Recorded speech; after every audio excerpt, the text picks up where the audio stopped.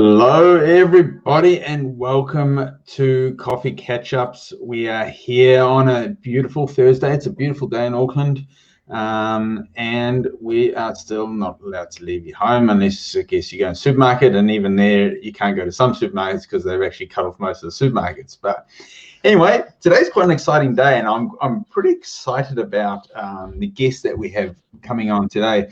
It's someone that for anybody that has been involved with the Wealth Mentor community, you'll see his face probably a lot more than you'd like to, but unfortunately it's a part of it. And it comes with the fact that there's so much knowledge and passion and so much that he wants to give back to the community that hence you see a lot of his face. And we've done many sessions together. For those of you that caught the live exclusive where me and Kyron pretended to be news anchors, we did that awesome event together, and he hosted the last Calculated Investment Summit that we had. So without much more of an amazing intro, I'll click this button and there you get to see his face once again. Kyron, welcome, and thank you for joining us. Hey, Jono, thanks. Really great to be here. And I just want to point out, one of the reasons why people see my face so much is because often everyone else is hiding. But you've taken over with these virtual coffee catch-ups, which is epic. And so people have got to see a lot more behind the scenes. Yeah. I'm going to take these off of this so you don't get the glare.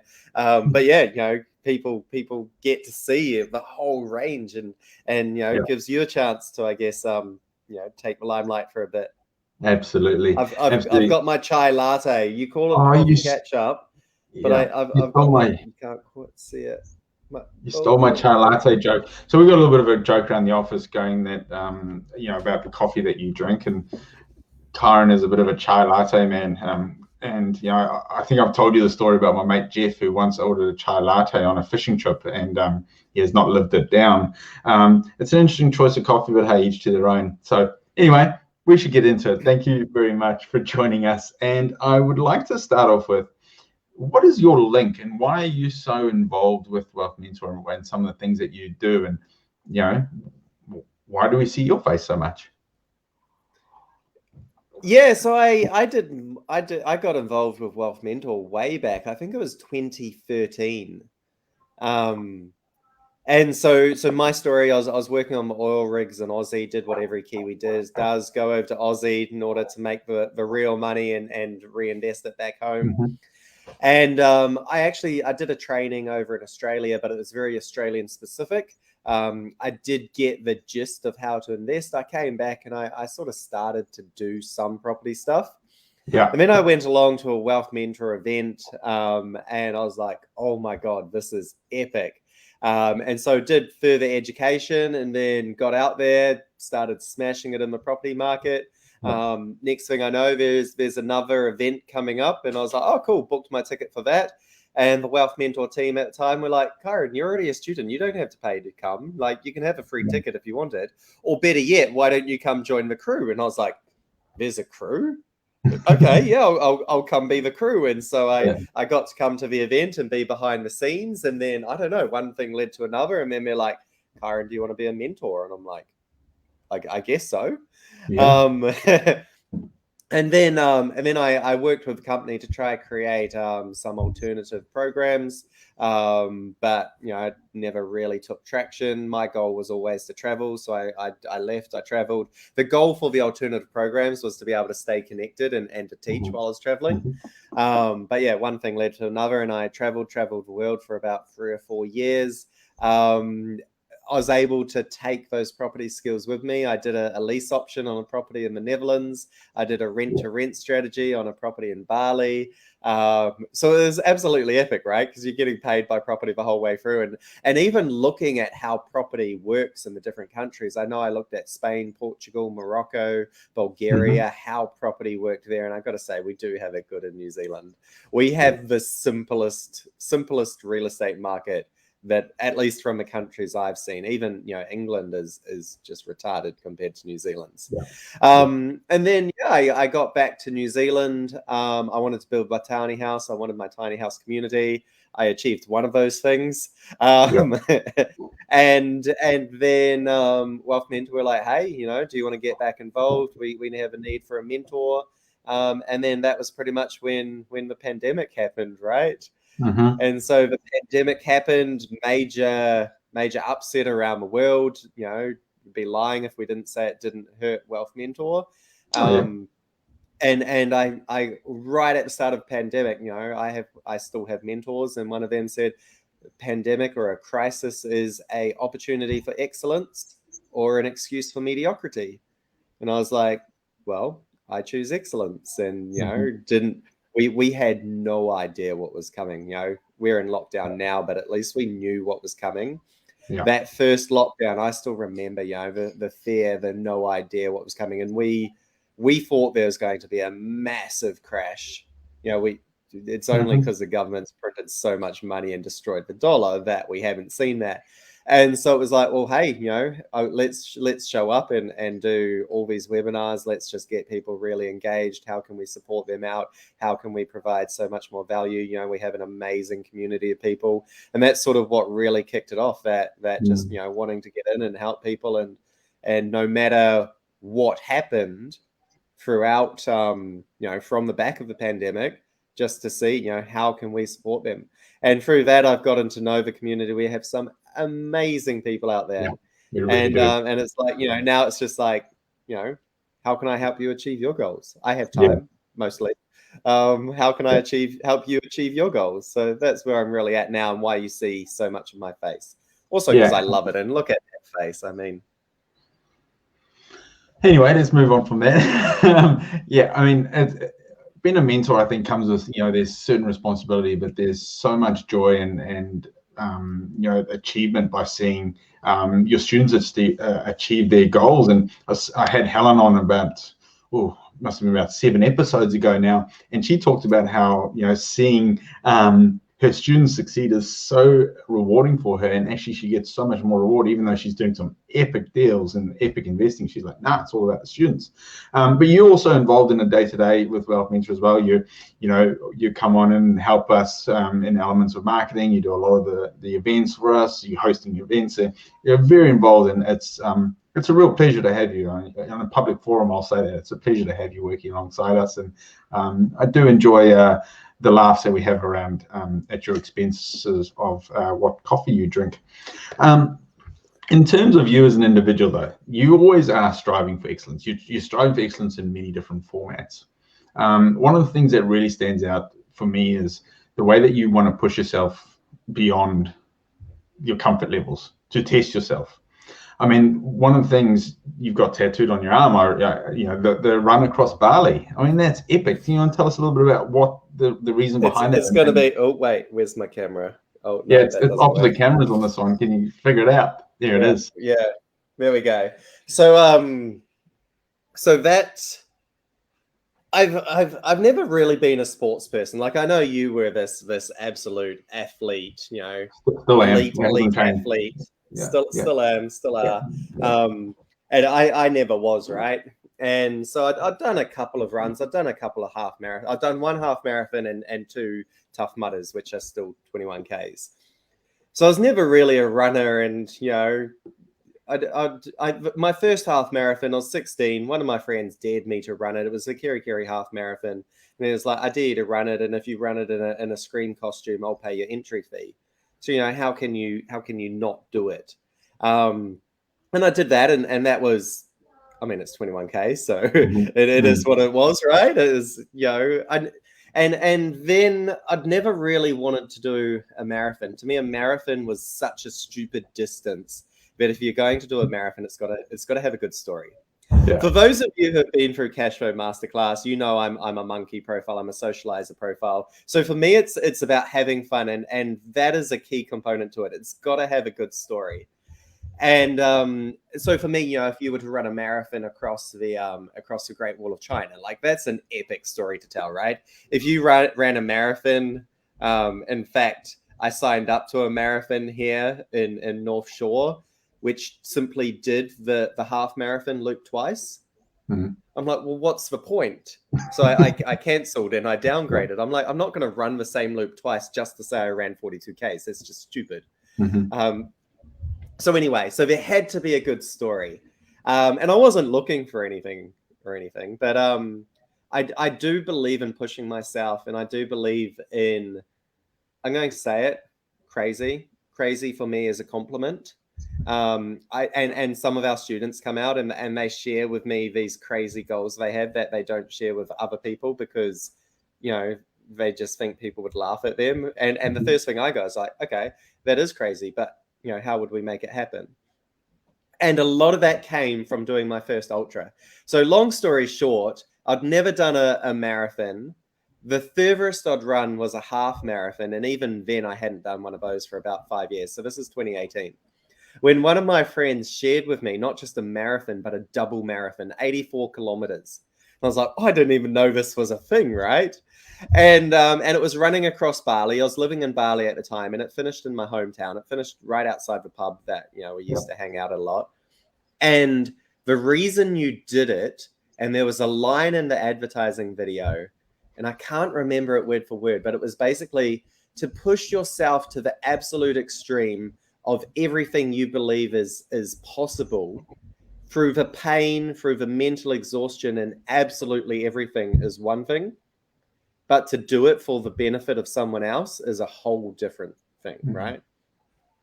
And so the whole point of the ultra marathon was well, from my side, to say I'd run 84Ks. I'd never even heard of that before. But from the company's side, we were then raising money for impoverished Balinese children. And I was living in Bali. I definitely saw the wage gap, not just between us as the foreigners and the digital nomads living there, but even between the Balinese where the tourism was versus the more rural areas.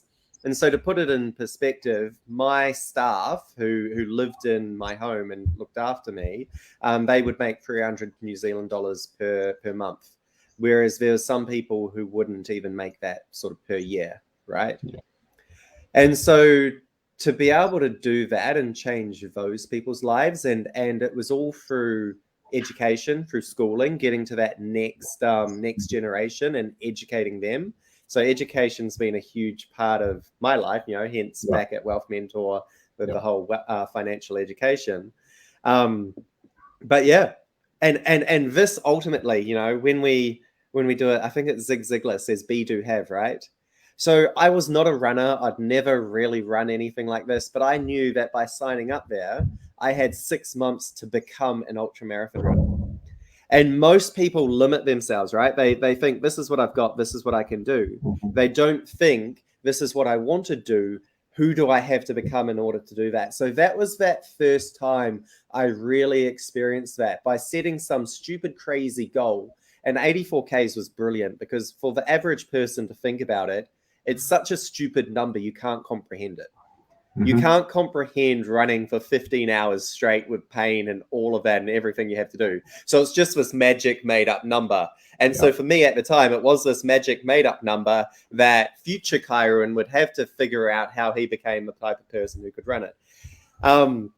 It turned out there were going to be medals for first, second, and third.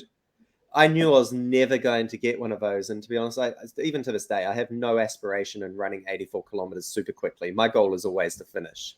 But I was like, what can I do well? And for me, it was raising money. So I set my challenge in order to be the best fundraiser. And collectively, out of 13 of us, we raised $80,000. And I raised $11,000 of that.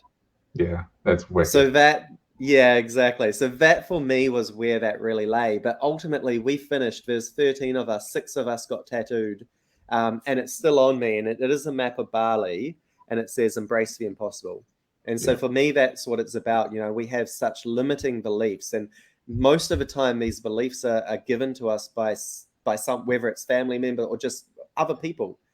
And, you know, so for me, it's on there as a reminder, like, no, fuck the status quo. You know, get out there and achieve the impossible, break the impossible on a daily basis. Yeah, that's awesome, Kyron, and thanks for sharing that story. I mean, for those of you guys watching in live, and even for those of you watching the recording, we've had epic numbers watching these. So let us know what your thoughts are on that, and whether that's motivated you to get out there and pound the sidewalks currently, or I It's think not even about running, right? To this not. day, I don't consider myself a runner. I'd consider myself an adventurer who happens to use the mode of walking or running, right? Yeah. But it's just about this idea of what is something that feels so far-fetched to you that you have to completely transform who you are in order to achieve or to do that. And that's what that really key message is there that I'd want to get across. And do you think, that aligns with you as a person in terms of your purpose, and your bigger vision for who you are or who you want to become, or who you want to influence?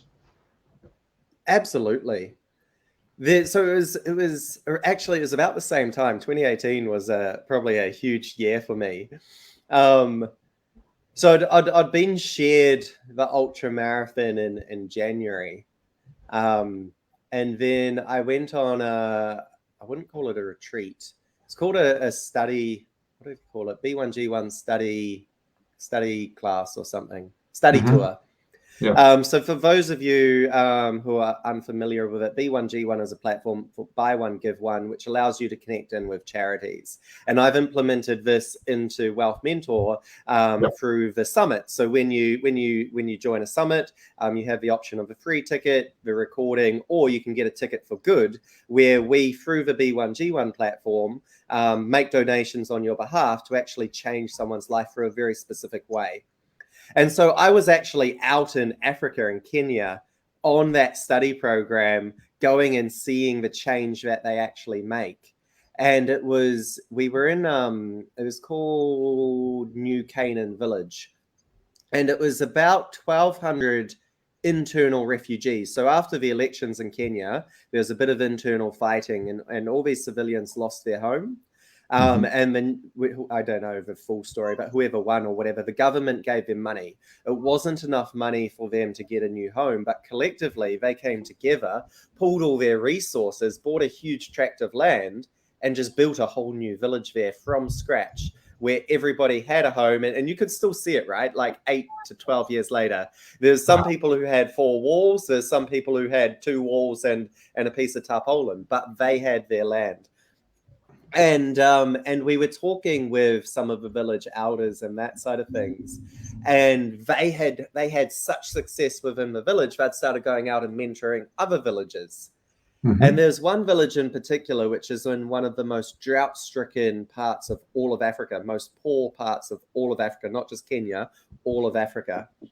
And the one thing they did have was bees and honey, and they could sell honey for 10 shillings per kilo. And the New Canaan Village mentors came around and they're like, you know what, if you all pulled your honey together, you could actually sell it to a larger conglomerate who would pay you 20 shillings per kilo. So you'd double your money. I was like, bro, you're so stupid. You should go buy it for 10 shillings, buy it from all of them for 10 shillings, take it and sell it for 20 shillings yourself.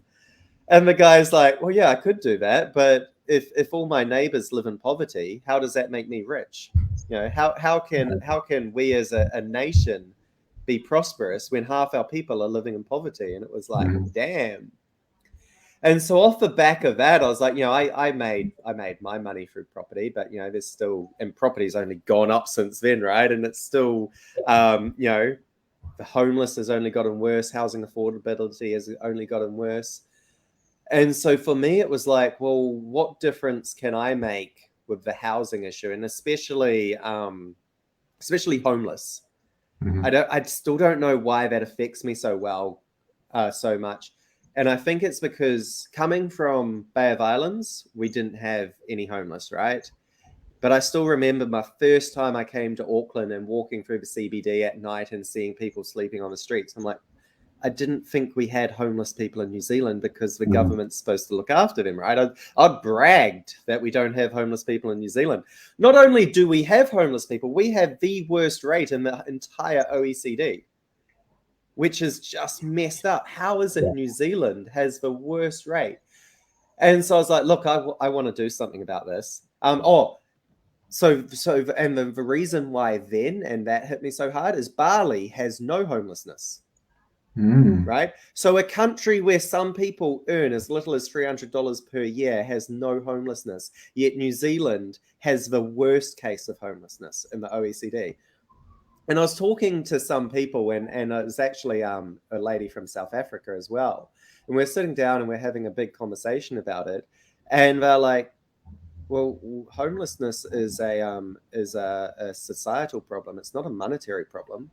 Yeah. And in Bali, if you don't have money, you just go live with friends and family or community, right? They look after you. And it was like, holy shit, has nothing to do with money.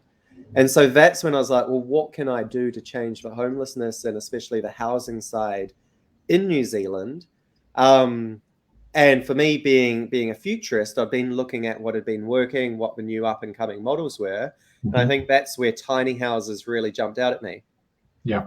And so I decided to come back to New Zealand. I built, and this is my tiny house. Living in it now. I've been here at least a year, nearly 2 years, pretty much 2 years now. So that can attest to the fact that tiny houses can solve the solution. I've ended up the chairman of New Zealand Tiny House Association. In the next month or so, you'll see guidance documents coming out from IMBI, which I helped work on. We pretty much won that one. So we've got our foot in there. I'm now working with MPs and government. The RMA is being reformed. So we're right at the start of that, where we can make sure tiny houses are part of that conversation going forward. And so I think there's that real pull there. I'm almost starting to tear up. But that massive driver as to how, as it trickles down, the wealth and the trickle economy and that side of things was supposed to go down and help everyone, and it hasn't. Yeah. So how can we be using these new technologies and new trends to help everyone? And so I can't even remember what your original question was, but one of the reasons why I show up every day at Wealth Mentor, because I know that financial education changes lives. Auckland, we're still in level 4, but the rest of New Zealand went to level 3. How many of those people went straight out to Macca's, to KFC and all that, and wasted their money when they could have been investing it in something over the last month that we've been in lockdown? And so I think that's it. Education, if you look at the difference between any of us, is basically education. Yeah. So actually, that's where I was going. And so when you look at that, when people get educated, when they have this financial literacy, financial education, when they are able to implement that so that they are financially even stable, financial secure, then I've seen it with all the digital nomads in Bali. I've seen it in myself. I've seen it with the Wealth Mentor. The first thing you go and do is help someone else.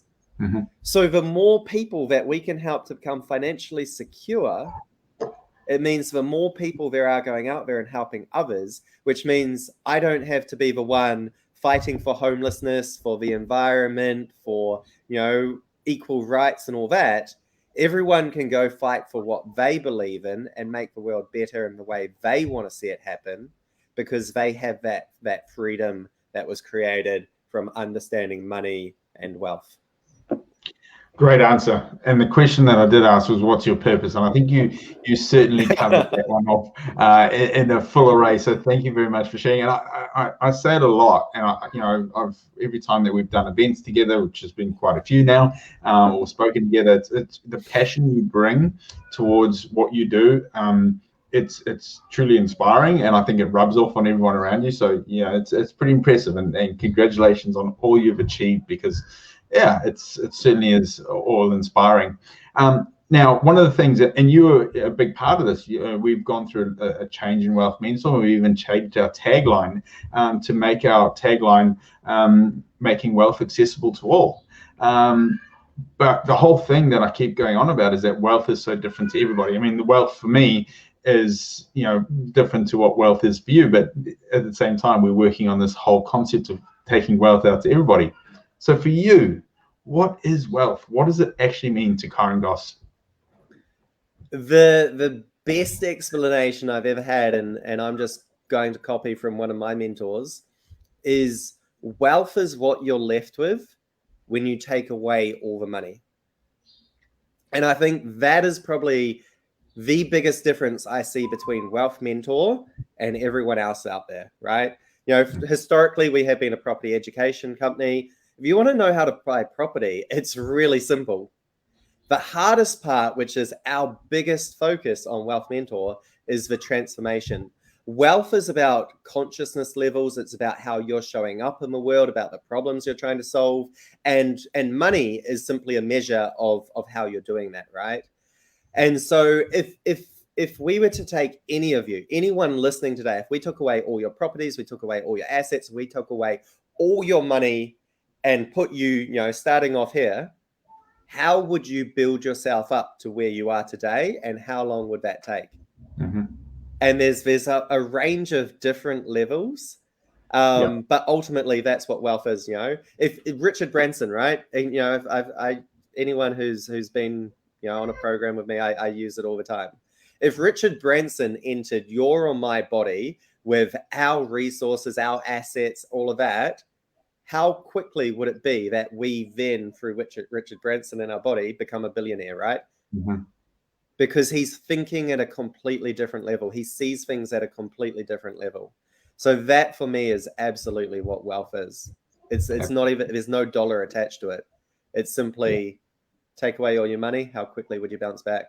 One of the biggest things when I'm mentoring and training people is looking outside. I talk about, it's not about the resources you have, it's how resourceful you are. So when we talk about wealth, we're talking about the networks you've got, the relationships you've got, the knowledge you've got. And another one, I'm keeping an eye on the time. I don't think you got any more questions. There's a really good way of doing this, right? And it's all, wealth is the power of the zero. So if we start, where's my camera? If we started at $1 and I said, Jono, if you needed $1, how would you get it? You'd probably ask someone, look down the back of the couch, whatever. There's always a dollar floating around, right? But then $10, if I just add a zero to that one and make it $10.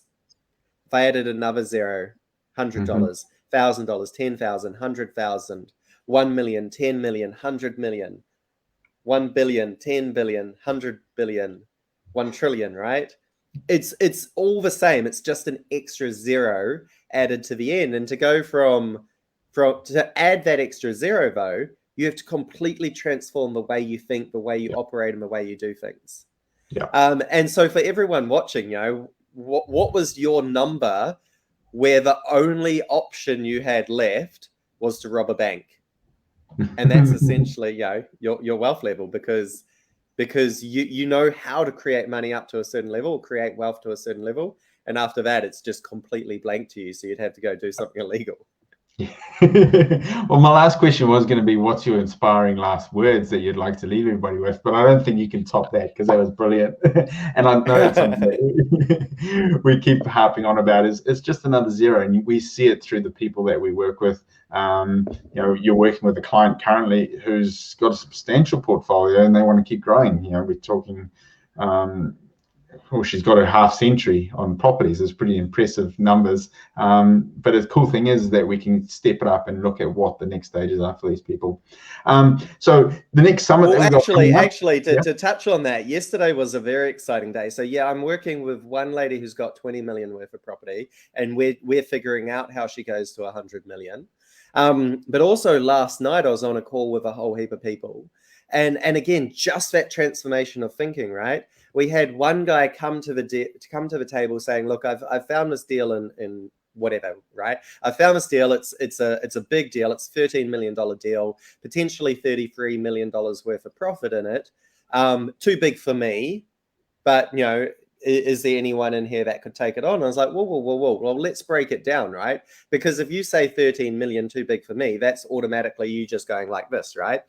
So one thing, and this is the final words that I do want to leave people on, is when we think about ourselves, we often think very limiting, right? We think about this scared sort of closure, too big for me, right? And so what I said is okay, you're not going to do it, but let's play. If you were to do it, how would it work? What would you need? And we just dived into it a bit deeper. If you were to do it, how much would the bank lend? Okay, then and it was, well, actually the bank will lend we'll lend 50% of it. And we're like, well, there's this much profit. So how much cash do we actually have to put in? Oh, we'd have to put in 10 million. Okay, well, there's at least 10 people on the call with us right now. If we went amongst everyone, who could bring, oh, well, I've got 1 million, I've got 2 million, I've got this, I've got a network with this. And it's like, okay, well, there's our 10 million. So do you still want to pass it on, or do you want to go off in this group and maybe you guys have another conversation and say, is this something you could pull off? Oh, well, I live in that area. I know this, this, and this person. And so if you ever are confronted with that, don't ask, how can I do it? Just say, okay, I'm not going to do it, but if I was to do it, what would that look like? How would I make this deal happen? Mm-hmm. It's brilliant. It's brilliant.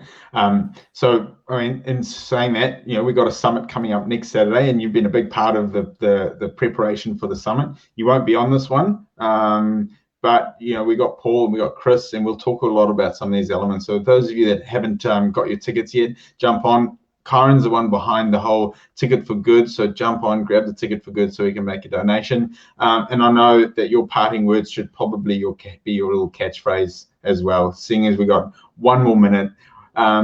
Or is it again, Kyron? Don't tell me. Drink chai latte. Drink chai latte. Absolutely. Don't tell me what you can't do. Tell me what you can do. Absolutely. And also, most importantly, stay awesome. Have a good day, everybody, and we'll see you tomorrow. Bye.